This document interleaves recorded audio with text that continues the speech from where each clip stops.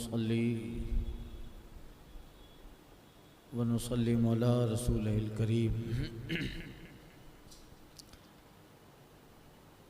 अम्मा बाद फ़अऊज़ु बिल्लाहि मिनश शैतानिर रजीम। बिस्मिल्लाहिर रहमानिर रहीम।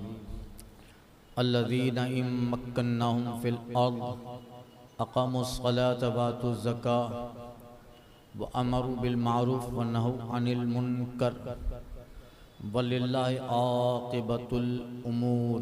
सदक़ल्लाह।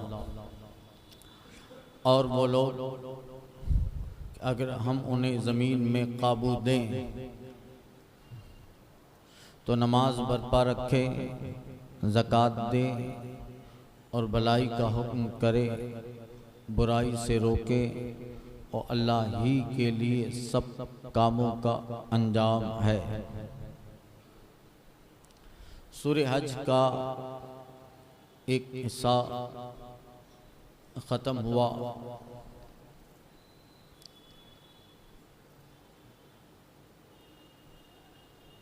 गुज़िश्ता आयत में हुदैबिया का जिक्र आया कि आक़ा करीम सल्लल्लाहु अलैहि वसल्लम ने मकाम हुदैबिया में एहराम बांधा है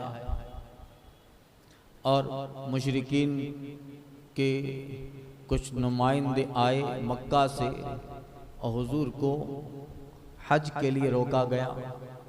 फिर अल्लाह ने उसी ज़िम्न में इरशाद फरमाया, इन्नल्लाह युदाफ़िउ अनिल लज़ीना आमनू। अल्लाह मुसलमानों से बलाएं टाल देगा। अब रब फरमाता है अल्लज़ीना इन मक्कन्नाहुम फ़िल अर्ज़, वो लोग कि अगर हम उन्हें ज़मीन में गलबा दें, काबू दें तो वो नमाज कायम रखें, ज़कात दें, भलाई का हुक्म करें, बुराई से रोकें, वलिल्लाहि आक़िबतुल उमूर, और अल्लाह ही के लिए सब कामों का अंजाम है। जिन लोगों को मक्का से निकाला गया नाहक और हिजरत से पहले जिन लोगों को सताया गया और बाद हिजरत आक़ा करीम सल्लल्लाहु अलैहि वसल्लम के मक्का में कुछ हज़रात सहाबा रह गए, उन्हें घरों से निकाल के फिर मारा गया। उनके लिए बशारत है, अगर हम उन्हें ज़मीन में इक़्तिदार दें और हम उनके दुश्मनों के मुकाबले में मदद फरमाएं तो इक़्तिदार मिलने के बाद, तख्त मिलने के बाद, गलबा मिलने के बाद उनकी सीरत ऐसी पाकीज़ा होगी कि मेरी ताज़ीम के लिए नमाज कायम करेंगे, ज़कात देंगे, अम्र बिल मारूफ नहीं अनिल मुनकर पे अमल करेंगे। अब्दुल्ला बिन अहमद नसफ़ी रहमतुल्लाह ताला अलैह तफसीर नसफ़ी में इसके ताल्लुक़ फरमाते हैं, इस आयत में ख़बर दी गई है कि मुहाजिरीन जो आज हिजरत करके निकल रहे हैं, इस तरह हालात ख़राब थे। और कल मैंने अर्ज़ किया था कि साहबा जब शाम को घर पे लौटते थे तो लहू लुहान होते थे, इस तरह टॉर्चर किया जाता, सताए जाते। उन्हें कहा गया कि अब्दुल्ला नसफ़ी तफसीर में बयान करते हैं कि इस आयत में ख़बर दी गई कि एक दिन आएगा कि मुहाजिरीन को अल्लाह ताला ज़मीन में तसर्रुफ़ देगा और कब्ज़ा तसर्रुफ़ के बाद उनकी सीरतें इतनी पाकीज़ा रहेंगी, दीन के कामों में उनका इखलास इतना मजबूत होगा कि इक़्तिदार मिलने के बाद, ज़मीन पे कब्ज़ा करने के बाद उनके सीरत किरदार में एक दाग तक नहीं लगेगा। और इसमें खुलफाए राशिदीन के अदल और इंसाफ और उनके तक़वा और परहेज़गारी की भी दलील है कि जिन्हें अल्लाह ताला ने इक़्तिदार हुकूमत मुल्क दर मुल्क दिए, मगर उन्होंने सीरत और किरदार में ऐसा अजीम रोल अदा किया कि सुभान अल्लाह, आधी दुनिया का बादशाह भी फारूक आदम, मगर नमाजों का और नवाफिल का इतना पाबंद और खौफ व खशियत का ये हाल था कि मदीना में सबसे ज्यादा डरने वाले उमर। ये आका करीम सल्लल्लाहु अलैहि वसल्लम की ज़ाहिरी हयात तैयबा में चार सहाबा अबू बकर, उमर, उस्मान गनी और मौलाए कायनात, इनको आका करीम सल्लल्लाहु अलैहि वसल्लम की बारगाह में दिगर सहाबा पर अजीम मर्तबा उनके मुकाबले में ख़ास तक़र्रुब मकाम हासिल था। और इनकी सीरत, किरदार और अमल के लिहाज से ये दिगर सहाबा पर बहुत बड़ी फौकियत रखते थे और उनकी इबादत, रियाजत, तकवा, परहेजगारी, अदल व इंसाफ बेमिसल के हामिल। फिर आका करीम की ज़ाहिरी हयात और ज़ाहिरी वसाल के बाद भी बेतरतीब इन सहाबा ने जब इमामत संभाली, खिलाफत संभाली, तो उस जिम्मेदारी को ऐसा अजीम निभाया कि सुभान अल्लाह, अल्लाह के इस कलाम, इस आयत करीमा की तफसीर ये सहाबा बन गए। इन मक्कन्नाहुम फिल अर्द, अगर हम उन्हें ज़मीन में काबू दें तो फिर वो नमाज भी कायम रखे, ज़कात दें। इन सहाबा के दौरे खिलाफत खुलफा राशिदीन के दौर में मुसलमानों को ज़मीन पे कब्ज़ा मिला, इक़्तिदार मिला। अल्लाह ताला के फजल से उसकी मदद, रब की नुसरत मुसलमानों तक आई। ईरान जैसी अजीम अपने वक्त की सुपर पावर ताकतें उन्होंने अपने कदमों तले रोन डाली। इराक पर, मिस्र पर, अफ्रीका के बाद इलाकों पे मुसलमानों का तसल्लुत हुआ। दीन इस्लाम के झंडे उस जगह गाड़ दिए गए। इतना अजीम इक़्तिदार और इतनी बड़ी सल्तनत रखने के बावजूद इन सहाबा किराम की सीरत पहले की तरह पाकीज़ा रही, बल्कि उसकी पाकीज़ी और तहारत में मज़ीद इजाफा होता चला गया।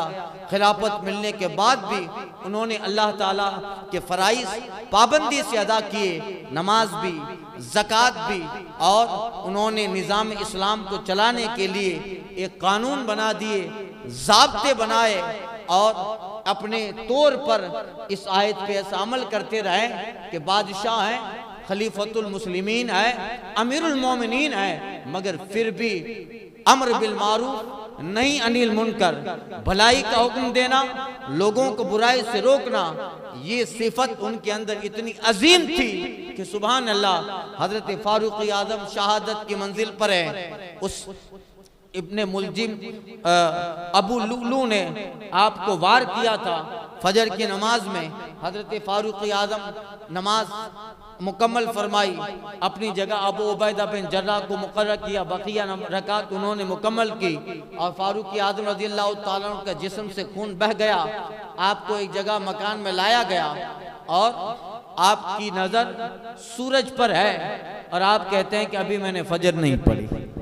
अल्लाहु अकबर। यही है इन मक्कन्नाहुम फिल अर्द, अगर हम उन्हें जमीन में इक़्तिदार दें तो वो नमाज कायम रखें, वो ज़कात दें, भलाई का हुक्म दें, बुराई से रोकें। वलिल्लाहि आक़िबतुल उमूर, सारे कामों का अंजाम सब अल्लाह ही के लिए सब कामों का अंजाम है। और फिर अम्र बिल मारूफ का हाल ये था, सुभान अल्लाह। उस हाल में है फारूक आज़म, और एक साहब फारूक आज़म की इयादत के लिए आए थे। चूँकि सुबह सारे मदीना में खबर फैल गई कि एक बदबख्त ने अमीरुल मोमिनीन पे खंजर से वार किया है, आपकी इयादत के लोग आने लगे। एक साहब आए तो उनकी जो लुंगी थी, उनकी जो तहबंद थी, वो टखनों से नीचे थी।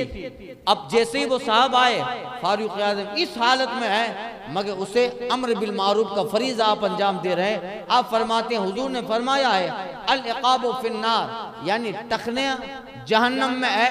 यानी अगर कोई बंदा अपना पाजामा या लुंगी टखने के नीचे पहने अज़रा है तकब्बुर, तो फिर वो जहन्नम में हिस्सा जलाया जाएगा। और यूं भी बंदे को टखने से ऊपर ही तहबंद पहननी है। तो बताइए इस हाल में है, वक्त मर्ग है, वक्त शहादत है, उस साहब को अम्र बिल मारूफ अपने इस फरीज़े को फारूक आज़म किस दयानतदारी से अंजाम दे रहे हैं कि सुभान अल्लाह। इस हाल में भी आप मुस्तफ़ा जाने रहमत का पैगाम लोगों तक पहुंचा। हालत है ये, शहादत का वक्त करीब है, खंजर मारा है। अल्लाह अकबर। ये है अम्र बिल मारूफ व नही अनिल मुनकर। किसी साहब ने उसी वक्त फारूक आजम से कह दिया कि आपके बाद आपके बेटे अमीरुल मोमिनीन बने, तो डांट दिया था, डांट दिया उसे, कहा कि इनको ये इसके अहल नहीं है, वरना बाप के बाद बेटा इख्तिदार संभालता है, बाप बनने के बाद अपनी नस्ल को आगे बढ़ाने की फिक्र और अपना सारा असासा उसी को देने की का ख्वाहा होता है, मगर नहीं, सुभान अल्लाह उस वक्त है, मगर मुसलमानों की खैर खाई जज्बा इतना है कि आपने डांट दिया और फिर आपने एक मजलिस कायम कर दी कि ये लोग मशवरा करेंगे और इनके मशवरे से जो तय होगा वही अमीरुल मोमिनीन होगा। और खुद के लिए इस कदर तरसा हैं, डर रहे हैं, अपने बेटे को उम्मुल मोमिनीन के पास भेजा कि हमारे एक साथी और आकाई करीम आपके हुजरे में दफन है, अगर इजाजत दो तो हम उमर को यहाँ ले आए। यानी उमर अपने साथियों के करीब दफन होने की इजाजत मांगता है। अल्लाह अकबर। आपस में प्यार देखिए, ये तो बुरा हो राफजियों का कि सहाबा और अहले बैत के ताल्लुक से गलत गलत रिवायतें गढ़ कर ऐसा जहन दिया कि अहले बैत के सहाबा दुश्मन हैं, सहाबा के अहले बैत दुश्मन थे। इस तरह के मन गलत बातें हदीस का नाम देकर उम्मत में इंतशार पैदा किया, बल्कि इस उम्मत का सबसे पहला फिरका वो शिया अब्दुल्ला बिन सबा ने जिसकी बुनियाद रखी, जो यहूदी था, जो यहूदी था। इसलिए इस तरह, मगर देखिए साहबा के आपस में मोहब्बत। वो गुंबद खजरा है, आज माँ आयशा सिद्दीका का हुजरा है, और हजरत आयशा सिद्दीका जब भी चाहें जाती हैं कि जो अंदर हैं वो एक मेरे शौहर हैं और एक मेरे वालिद हैं, उनसे तो पर्दा है नहीं। मगर देखिए उम्मुल मोमिनीन का जवाब था कि मैंने ये जगह तो अपने लिए रखी थी, मगर मैं अपनी ज़ात पर उमर को तरजीह दे रही हूँ। अल्लाह अकबर। मैं अपनी ज़ात पर उमर को तरजीह दे रही हूँ। खादिम आया, खबर सुनाई, फिर कहते हैं कि हो सकता है कि कुछ लोग करीब में हों और आयशा सिद्दीका ने ऐसा कह दिया हो, एक बार फिर जनाजा ले जाओ, फिर इजाजत तलब करना और फिर मुझे दफन करना। अल्लाह अकबर। आपस में कैसे नरम दिल है, कुरान ने इसी का तो जिक्र किया, रहमा बैनहुम, आपस में नरम दिल है। मगर जब बात गैरों की आएगी, इस्लाम के मुखालिफिन की है, तो फिर उनका हाल यह है अशिद्दाउ अलल कुफ्फार। यही है, इकबाल कहता है, हो बज़्म यारा तो अबरेशम की तरह नरम, हो बज़्म यारा तो अबरेशम की तरह नरम, रज़्म हक और बातिल हो तो फौलाद है मोमिन। रज़्म हक और बातिल हो तो फौलाद है मोमिन। ये है। अब इस आयत पे सहाबा किराम की जिंदगी मुकम्मल तौर पे खरी उतरी कि इक़्तिदार के बाद, चाहे अबू बकर सिद्दीक हों, फारूक आज़म हों, मौलाए कायनात हों, उस्मान गनी हों, इक़्तिदार के बाद भी अल्लाह अकबर, अल्लाह ने उनकी सीरत ऐसी पाकीज़ा रखी। और इस आयत में खबर दी गई कि हिजरत करने वाले साहबा एक दिन आएगा कि अल्लाह ताला उन्हें ज़मीन में इक़्तिदार देगा, और जब वो ज़मीन में इक़्तिदार हासिल कर लेंगे तो नमाज कायम रखेंगे और हुजूर सल्लल्लाहु अलैहि वसल्लम पर उनका यकीन कामिल और मजबूत होगा। कुरान की ये खबर सच्ची हुई। आकाई करीम के मिसाल ज़ाहिरी के बाद अबू बकर हों, उमर हों, उस्मान गनी हों, फारूक आज़म हों, मौलाए कायनात हों, उन्होंने जिस तरीके से ज़िंदगी गुजारी, तो ये है कि बंदा जब अल्लाह ताला उसे ज़मीन में इक़्तिदार दे तो अदल करे, इंसाफ करे। और ये भी आजमाइश के लिए होता है। अल्लज़ीना मक्कन्नाहुम फिल अर्द, बेशक हम जिन्हें ज़मीन में इक़्तिदार दें। इक़्तिदार का नशा बड़ा ख़तरनाक होता है। इक़्तिदार का नशा बड़ा ख़तरनाक होता है कि जमातों की जमातें अपने इक़्तिदार के ज़ोर पर ख़त्म कर दी जाती है, दंगे करवाए जाते हैं, और अपने इक़्तिदार को बचाने के लिए, अपने जो है चंद मफादात को बचाने के लिए अब बस्तियों की बस्तियां उजाड़ दी जाती हैं, नाहक बच्चों को, इंसानों को कत्ल कर दिया जाता है। फिर भलाई का तो उसमें कोई मादा ही नहीं रहता। मगर इस्लाम इन सारी चीजों को पसंद नहीं करता। इस्लाम की सीरत में माजी में जाओगे, इक्तदार मिलता था, तकवा व परहेजगारी भी बढ़ जाया करती थी। इक्तदार मिलता था तो अल्लाह जब किसी को इक्तदार दे, अब इससे सारे इक्तदार आ गए, चाहे सियासत का इक्तदार हो, समाज का इक्तदार हो, अपनी कौम का इक्तदार हो, अपने कबीले का इक्तदार हो, या जमीन पर चंद खित्तों का इक्तदार हो। जब इक्तदार मिले तो उस बंदे का खुलूस, वो जमीन में नमाज कायम करें, ज़कात दें और अम्र बिल मारूफ, भलाई का हुक्म दे, बुराई से रोके। आज इक्तदार मिलता है तो भलाई का हुक्म क्या देंगे? इक्तदार के तख्त पर बैठने वाला उसका मुजस्समा ही बुराई बन जाता है, उसका मुजस्समा बुराई बन जाता है। भलाई का हुक्म क्या देगा? अपने चंद एक मफादात को संभालने के लिए नाहक खून के बाजार गर्म होते हैं, नाहक जो है बर्बाद कत्ल और कत्लगिरी के माहौल गर्म होते हैं। अपना खित्ता बचाने के लिए न फिलिस्तीन की फिक्र होती है, न गाजा की फिक्र है, न अल-कुद्स की। अपना इक़्तिदार बचा रहे, चाहे बच्चे मरे तो मर जाए, चाहे औरतों की इस्मत दरी हो तो हो जाए, चाहे बेकसूर मारे जाएं, बम के हवाले और आग के नजर किए जाएं, कोई फर्क नहीं पड़ता। हमारा इक़्तिदार मजबूत हो तो याद रखें, ये इक़्तिदार हमेशा का नहीं है। अल्लाह ताला आजमाता है, ढील देता है। आगे आयत करीमा आ रही है, एक वक्त आता है कि हम उसे पकड़ते हैं तो रब की पकड़ ऐसी खतरनाक होती है कि अल्लाह उन्हीं लोगों को आने वाली नस्ल के लिए इबरत का निशान बना देता है। तो जब इक़्तिदार मिले, चाहे सियासत का इक़्तिदार हो, चाहे खित्ते का इक़्तिदार हो, इस्लाम एक फिक्र देता है, इस्लाम एक नजरिया देता है।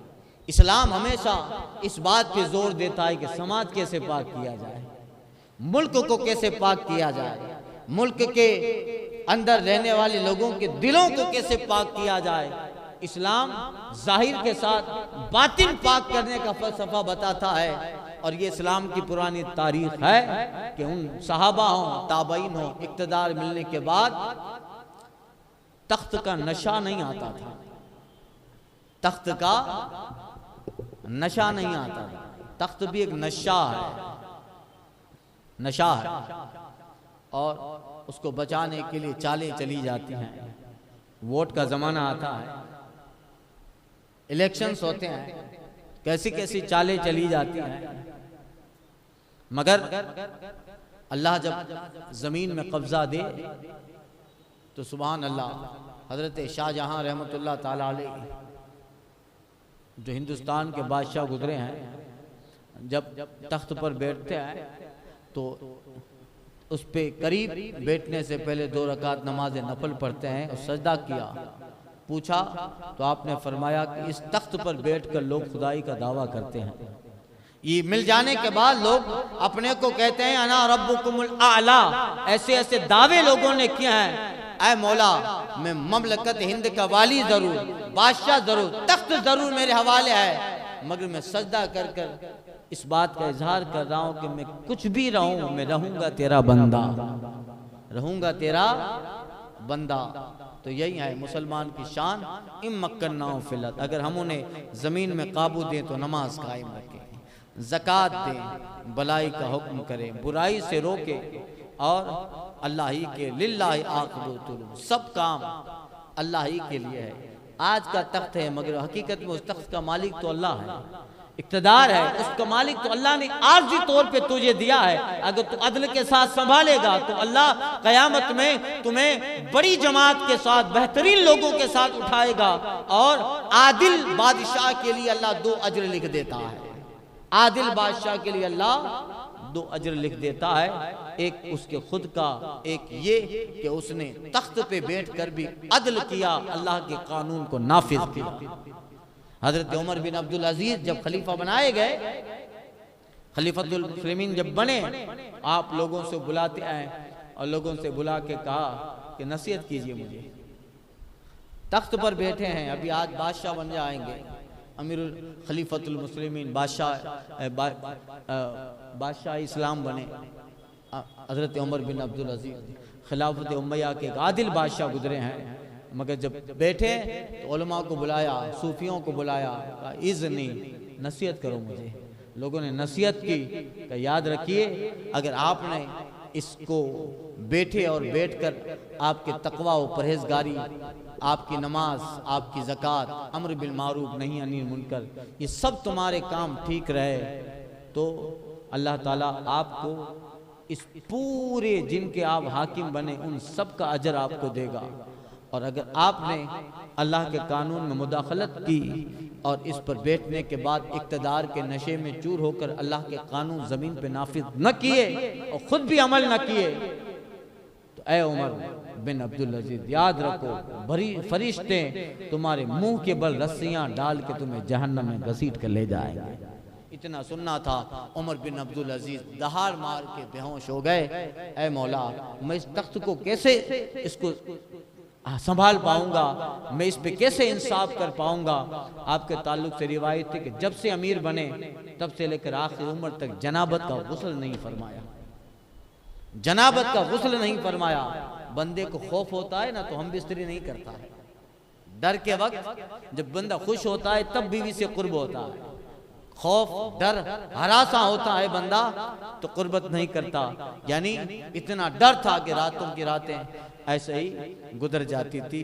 तो यही आए इम्मक्कन्नाहुम फिल अर्द, अगर हम जमीन में काबू दें तो नमाज कायम रखो। आजकल तो 10-50 लाख रुपए आ जाते हैं, जमीन को क्या तिजोरी पे थोड़ा सा काबू आ जाता है तो नमाज छोड़ देता।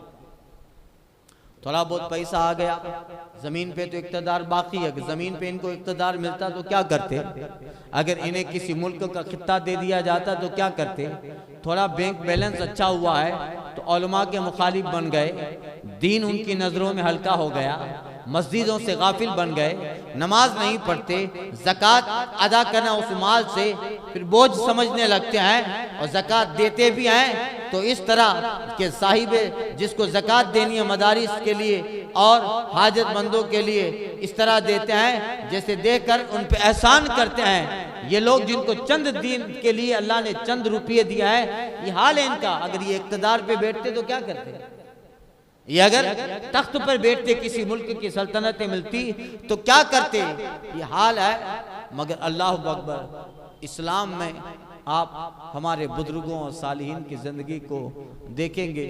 सुभान अल्लाह, हज़रत मोहिउद्दीन औरंगज़ेब आलमगीर मुजद्दिद इस्लाम गुजरे हैं, बादशाह हैं, मगर कहते हैं कि दिल्ली में वहाँ की मस्जिद का मुअज्जिन हो, वो कहता है खादिम मस्जिद कि जब मैंने सुबह दरवाज़ा खोला तो फजर की नमाज में सबसे पहले मस्जिद में ऑलरेडी जिसको मौजूद पाया तहज्जुद पढ़ने के बाद कुरान पढ़ता हुआ अगर किसी को देखा है तो औरंगज़ेब आलमगीर है। और रात में सबसे पहले मस्जिद से आखिर में निकलने वाला बादशाह हिंद औरंगज़ेब आलमगीर है।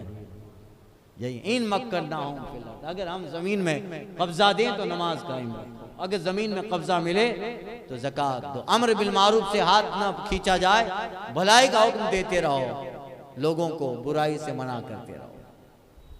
भलाई का हुक्म क्या देंगे, दौलत आती है तो खुद बुराई का मुजस्समा बन जाते हैं, दौलत आती है तो खुद बुराइयों में मशगूल हो जाते हैं। मगर जानो ये सिर्फ अल्लाह ताला की तरफ से आजमाइश है, वलिल्लाहि आक़िबतुल उमूर, और अल्लाह ही के लिए सब कामों का अंजाम है। वयुकज़्ज़िबुका फ़क़द कज़्ज़बत क़ब्लहुम क़ौम नूह व आद व समूद व कौम इब्राहिम व कौम लूत व सहाब मदियन व कुज़्ज़िब मूसा फ़अमलैतु लिल काफ़िरीन सुम्मा अख़ज़्तुहुम फ़कैफ़ कान नकीर। और अगर ये तुम्हारी तकज़ीब करते हैं, आक़ा करीम सल्लल्लाहु अलैहि वसल्लम को तसल्ली है कि हुज़ूर तबलीग कर रहे हैं, मगर बहुत सारे लोग पीछे आए, ईमान नहीं लाते, बल्कि बजाय इसके कि ईमान ले आए वो हुजूर के लिए चालें चलते हैं। तो फरमाया, ऐ महबूब, अगर ये तुम्हारी तकज़ीब करते हैं, तुम्हें जुटलाते हैं, तो बेशक इनसे पहले जुटला चुकी है। यानी हुजूर को तसल्ली दी गई कि ऐ महबूब ये पहला नहीं है, कि आप तबलीग कर रहे हो, आप उन्हें अल्लाह के दीन के जन्नत के करीब कर रहे हो और लोग आपसे दूर हो जा रहे हैं, आपकी बात नहीं मानते, आपको जुटलाते हैं। ऐ महबूब, ये आपके साथ पहला वाकया नहीं है, तारीख ये रही है और आपसे पहले जुटला चुकी है नूह की कौम, आद, समूद और इब्राहिम की कौम, लूत की कौम और मदियन वाले कौम शुआइब, वैला मदियन आखाहुम शुआइबा, और मदियन वाले और मूसा की तकजीब हुई, मैंने काफिरों को ढील दी, फिर उन्हें पकड़ा, तो कैसा हुआ मेरा आज़ाब, पूछिए उनसे।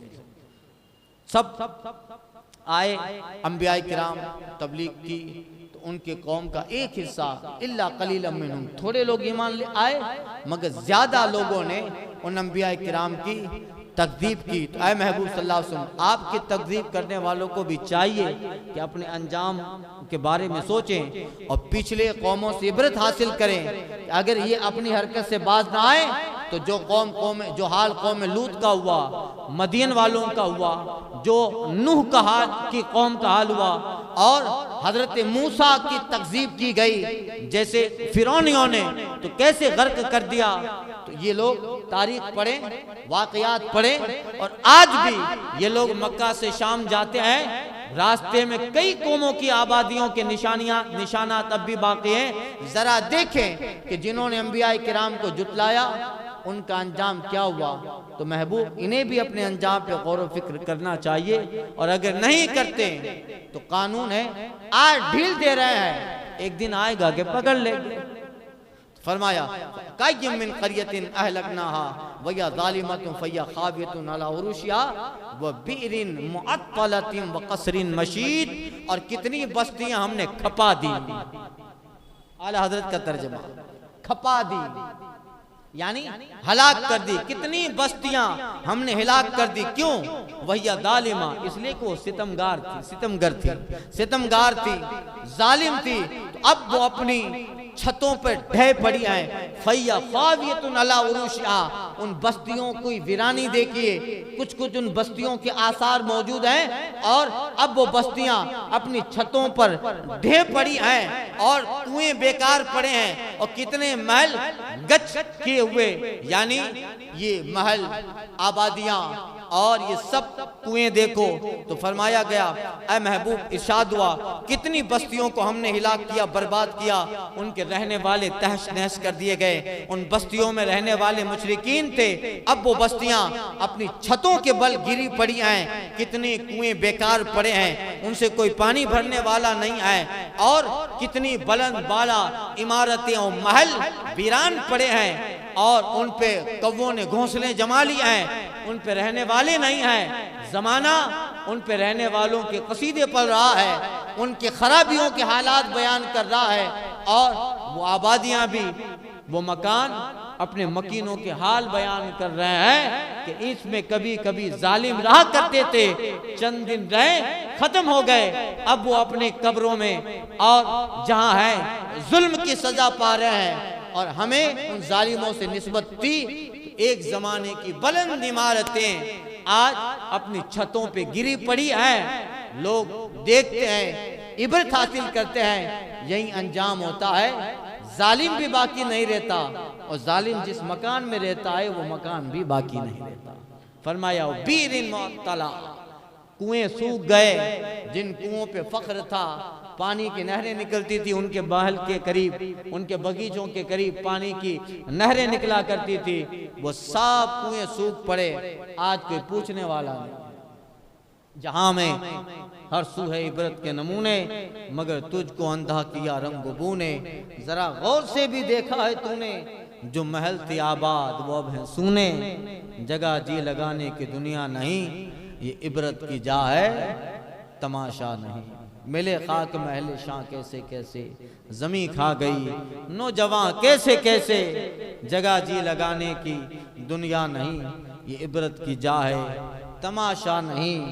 अजल ने न दारा ही सिकंदरी छोड़ा न दारा, अजल ने न कसरा ही छोड़ा न दारा। इसी से सिकंदर सफाते बिहारा, हर एक ने लेके क्या क्या न हसरत सिधारा। पड़ा रह गया ये ठाठ सारा, जगह जी लगाने की दुनिया नहीं, ये इबरत की जा है, तमाशा। यही हाल है आज भी। करबला में जाओ, मौलाए कायनात का मकान बना है, इधर जामे कूफा है, पीछे की जानिब अहले बैत अतार के मकान है और एक बाउंड्री रखी है, ऊपर झाड़ियां हैं, पीछे की जानिब घास फूस उगी है और इब्ने ज़ियाद का किला ढसा हुआ है। देखा था हम लोगों ने, दिखाया था। ढसा हुआ किला है जिसकी इमारतें चंद ईंटें बाकी हैं, बिल्कुल वीरान, जिस पर बैठकर अहले बैत अतहार पे जुल्म किया और चंद देर की सहूलत और रे की हुकूमत, ईरान की हुकूमत के लिए और अपने इक़्तिदार के लिए अमर बिन साद हो या इब्ने ज़ियाद हो, वो अहले बैत अतहार पे जुल्म किए, न दीन का ख्याल रखा, न इस्लाम की पासदारियां रखी, जुल्म ज़हन व फिक्र में छा गया। तो देखिए अच्छे लोगों की किस्से भी मकान बयान करते हैं, मकान अपने मकीन की अजमतें बयान करते हैं। आज भी वो पुराना मकान है जो मौलाए कायनात का था। ये हजरत जो इमाम हसन का हुजरा, ये हजरत इमाम हुसैन का हुजरा, ये मौलाए कायनात का हुजरा, ये कुआं है बीच में, कुआं जहाँ पे ये घर वाले पानी पीते थे, आज भी वो कुआं है। देखिए जहाँ जालिम होता है उस कुएं के बारे में फरमाया बिरिन मुअत्तला, वो कुएं सूख गए, पानी पीने वाला नहीं, मगर जिन्हें साले बेहतरीन अल्लाह के मुकद्दस बंदों से निस्बत है, आज भी उन कुएं से पानी के चश्मे जारी हैं और वो कुआं और मकान अपने मकीन की अजमत के खुतबे बयान कर रहे हैं। आज भी है वो मकान है जहाँ मौलाए कायनात को बाद में कफन दिया गया, जहाँ गुसल दिया गया, और बिल्कुल 40 कदम बाहर निकलो, 40 कदम भी नहीं होंगे, बाहर निकलो, उल्टी साइड पे दीवार लगी है और पीछे झाड़ियां हैं, इब्ने ज़ियाद का किला नजर आएगा। कितना बड़ा किला कि जहाँ ऊपर खड़े रहकर हजरत मुस्लिम बिन अकील को नीचे फेंक दिया, हानी बिन उर्वा को फेंक दिया, हजरत कैस बिन मुसीर सैदावी को फेंक दिया, ये सब अहले बैत के मुहिब्बीन अहले बैत को फेंका और उन्हें शहीद किया। आज भी वो किला धंसा हुआ है। क्यों? अपने मकान का किस्सा बयान कर रहा है, अपने मकीन की हाल बयान कर रहा है। यही है कितनी आबादी हमने खपा दी और उनकी बस्तियां अपने छतों पे ढे पड़ी है, कितने ही कुएं बेकार पड़े हैं और जो है कितने ही महल हैं जो गच किए हुए यानी बर्बाद व वीरान है, सब खत्म हो गया। हाँ, बाकी रहते हैं तो किरदार, बाकी रहने वाली चीज किरदार है, बाकी रहते आमाल हैं, अच्छाइयां हैं, बंदों के अल्लाह के दीन को अमल में लाना, अहकाम कुरान नाफिज करना, उनकी सालिहियत, उनके तक़वे व परहेजगारी के किस्से रहते हैं और उसके सिवा जो हैं वो सब फना के घाट उतार दिए जाते हैं। इसलिए कहा था कि वो ताज कहाँ है, वो तख्त कहाँ है, ऐ ज़मीने करबला बता, अब ज़ोर इब्ने ज़ियाद कहाँ है, ऐ ज़मीन बता ज़ोर इब्ने ज़ियाद अब कहाँ है, कुछ न रहा। हाँ, अगर कुछ रहा है, अच्छे लोगों के किस्से जिक्र बन गए, हुसैन और उनके घर वालों की यादें बाकी रह गए। यही है ठोकरें खाता हुआ फिरता था दरिया दर बदर, तिश्नगी सोती रही साहिल पे इत्मीनान से, सूरतों की कमाने आयतों की बर्चियां, सब्र ने मार डाला जुल्म को कुरान से, नो के नेज़ा पे तिलावत देती है सदा, हर पे आखिर तक न भटकी दास्तां उन्वान से। तो ये हाल है। अफलम यसीरु, तो फरमाया गया अफलम यसीरु फिल अर्द, तो क्या ये ज़मीन में नहीं चले जाते हैं? शाम जाते थे मक्का वाले, 20 में कितनी आबादियाँ आती थी जहाँ अगले नबियों की उम्मतों को हिलाक कर दिया गया। अफलम यसीरु, कौम लूत की आबादी शाम के इलाकों में, और अहले मदियन, आज का जॉर्डन, आज का अम्मान, आज का जॉर्डन, वैला मदियन आखाम शुआइबा, और ये मक्का से लेकर शाम तक रास्ते में बेशुमार ऐसी चीज़ें थी।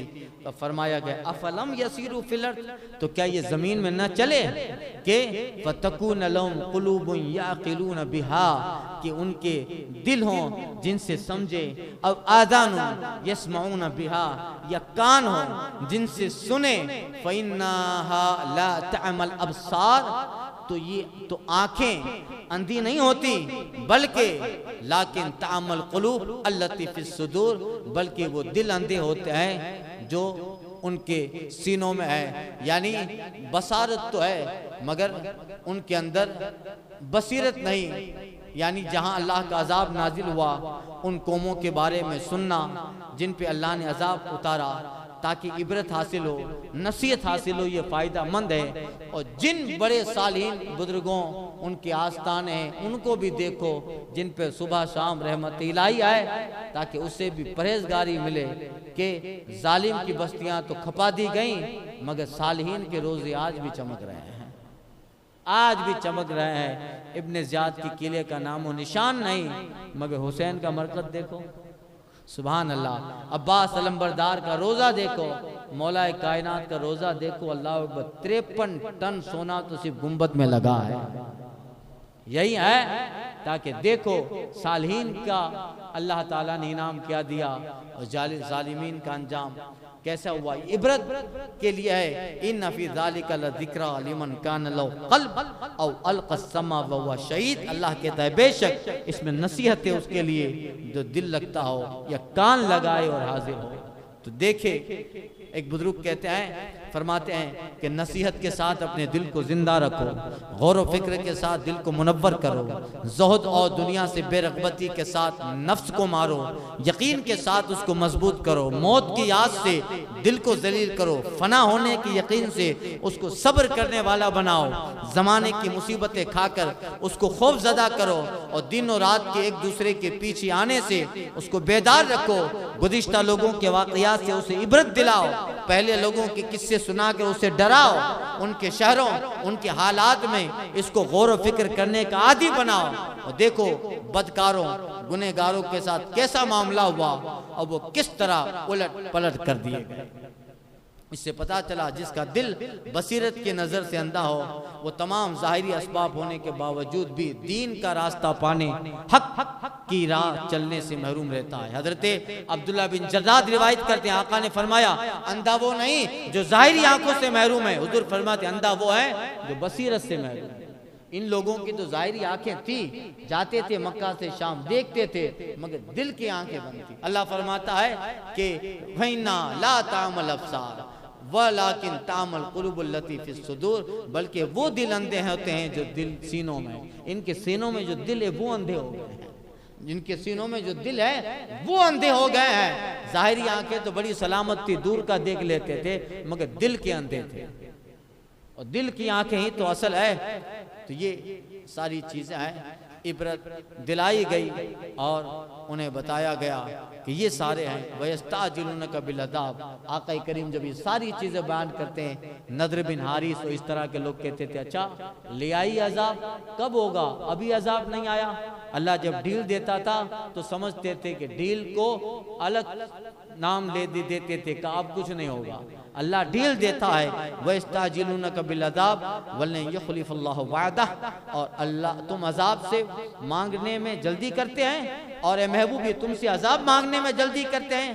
और अल्लाह हरगिज अपना वादा झूठा ना करेगा, अल्लाह अपना वादा झूठा नहीं करेगा। जब वादा है अजाब का आएगा, वइन्ना यौमन इंद रब्बिका कल्फ सनतिन मिम्मा तउद्दून, और बेशक तुम्हारे रब के यहाँ एक दिन ऐसा है जैसे तुम लोगों की गिनती में 1000 बरस। हमारा 1000 बरस जो है अल्लाह के नज़दीक एक ही दिन है, अल्लाह के नज़दीक एक ही दिन है। इस आयत करीमा और सूरह सजदा की आयत नंबर 5 में बयान हुआ कि क़यामत का दिन लोगों की गिनती के 1000 साल के बराबर है। और सूरह मारिज की आयत नंबर 4 में है कि क़यामत के दिन की मिकदार 50,000 साल है। तो इसमें मुताबिकत यह है कि क़यामत के दिन कुफ़ार को जिन सख्ती होलनाकियों का सामना होगा उनकी वजह से बाज़ को वो दिन 50,000 बरस का लगेगा और बाज़ को जो है 1000 साल का, जैसा जिनका कुफ्र यही है। तो जल्दी मत करो, अल्लाह ताला ने वक्त दिया है उसको गनीमत जानो।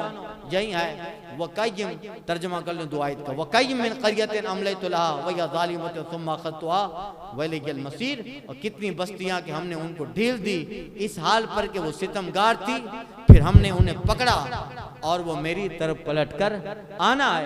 ऐ महबूब कह दीजिए, कुल या अय्युहन्नास इन्नमा अना लकुम नज़ीरुम मुबीन। महबूब फरमा दो, ऐ लोगों मैं तो सिर्फ तुम्हारे लिए सरी डर सुनाने वाला हूँ, डर सुनाता हूँ। डर जाओ, कबूल कर लो तो फायदा है, और ढील को कुछ और समझ लो तो हलाकत तुम्हारा मुक़द्दर है। आगे कल के दर्स में अर्ज़ करता हूँ। अल फातिहा।